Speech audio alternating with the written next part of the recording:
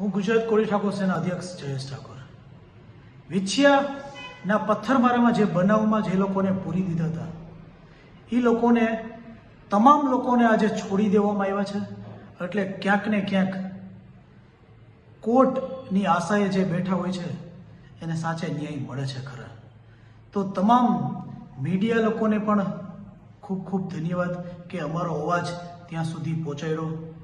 હવે અમારી રણનીતિ એવી રહેશે કે જે લોકોએ પથ્થરમારો, જે પોલીસે પથ્થરમારો કર્યો છે, આજે નિર્દોષ લોકોને પૂરી દેવામાં આવ્યા છે, તો નિર્દોષ લોકો ઉપર જે લાઠીચાર્જ, જે પથ્થરમારો કર્યો છે એને સરકાર શું કરશે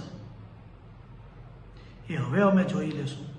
પણ અત્યારે જે અમને સમાચાર મળ્યા છે કે ભાઈ અમારા સમાજના પરિવારોના જે પણ લોકો જે મેન ગુનેગાર તરીકે લીધા હતા મુકેશ રાજપરા એ સહિત તમામ લોકોને છોડી દેવામાં આવ્યા છે.